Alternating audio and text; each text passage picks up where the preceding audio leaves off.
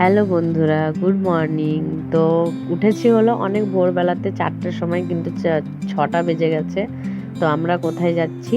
শ্রেয়সীর আবার একটা শ্যুট আছে, মানে ব্র্যান্ড শ্যুটগুলো হয় না, কফি নেসলে, মানে অ্যাড শ্যুটগুলো, সেই শ্যুটগুলো করার জন্য নিয়ে যাচ্ছি।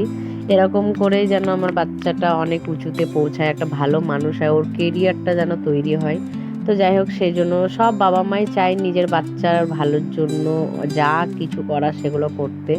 তো বাইকে করে আমার ভাইয়ের আমি ভোরবেলাতে বেরিয়ে গেছি, আর হালকা হালকা ঠান্ডাটা আছে এখনও, যেহেতু ফেব্রুয়ারি মাসের মানে কেবল 15-16 তারিখ।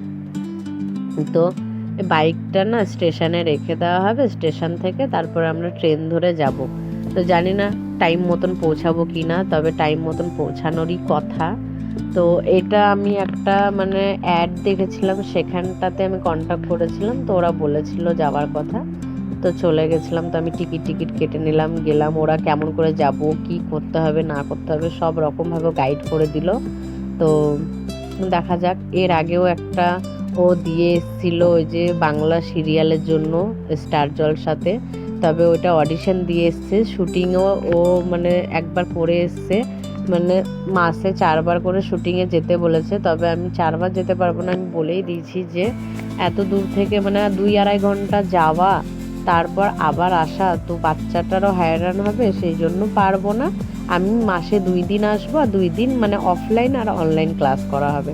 তো যাই হোক, হাওড়াতে নেমে নিয়ে আমরা বাসে উঠবো, বাসে করে ওখানে যেতে হবে। আর খুব সিম্পল, একদম আমাদের বাড়ির থেকে ট্রেন চাপলাম, ট্রেনে করে এসে নেমে বাসে চাপলাম, বাস থেকে নামলাম, নেমে নিয়েই অফিসটা, মানে র্যাস মিডিয়া বলে একটা অফিস আছে, ওই অফিসের কাছে হলো ওদের মানে ওই শুটিং টুটিং হয়। তো ওখানটাতে এসে আমরা বললাম, রিসেপশন জিজ্ঞেস করলাম কেমন করে কি যেতে হবে, ওরাই সবটা গাইড করে দিল। তারপরে গেলাম ওখানটাতে, ওকে একটা ড্রেস চেঞ্জ করালো, মানে একটা টি শার্ট, মানে টি শার্টের উপরে ওই যে এই অফিসটা দেখা যাচ্ছে, ওই অফিসটাই হলো র্যাসপিডিয়া। তো ওই টি শার্টটার উপরে ওর শ্যুট হলো, আর একটা হয়েছিল ওয়াচের উপর, মানে যে আমরা হ্যান্ড ওয়াচগুলো পরি ওগুলো। একটা বাচ্চা এসেছিলো, তার হলো গিয়ে বিস্কুট চকলেট, মানে সবার আলাদা আলাদা ছিল। তো কোনো টাকা পয়সা তেমন লাগেনি, তবে শ্যুট করার জন্য যে মানে ফটোটা আর কি আমরা নিতে চাই যদি, তার জন্য পয়সা দিতে হবে 1100 বা 4000 5000, মানে যে যেমন শ্যুট করছে বা যে যেমনভাবে ফটোটা চাইবে সেরকম আর কি। তো যাই হোক, আমরা ঢুকলাম, ঢুকে নিয়ে যা যা প্রসেস বললো সেগুলোকে সব কমপ্লিট করলাম। তারপরে শ্রেয়সীকে নিয়ে গেল আবার নিচের ফ্লোরে, ওখানটাতে একটু ওকে শুটিং মানে কি বলবো সাজালো, সাজিয়ে যায়। আর ওর না সামনে চুলগুলো কাটা, সেই কারণে ওর চুলটা হেয়ার স্টাইলটা ঠিকভাবে করা হলো না। তো ওইভাবেই আর কি আমি বললাম যেমন আছে তেমনই রেখে দাও। তো ওখানটাতে ওকে একটু ওই টাচ আপ করিয়ে দিল, ব্যাস। তারপরে হেয়ার স্টাইলটা যেমন ছিল তেমনিই ছিল। দু একটা শ্যুট করলো, ওকে বললো যেমন যেমন যে এরকম এরকম দাঁড়াও, এই পোজ দাও, ব্যাস ফাইনালি হয়ে গেল।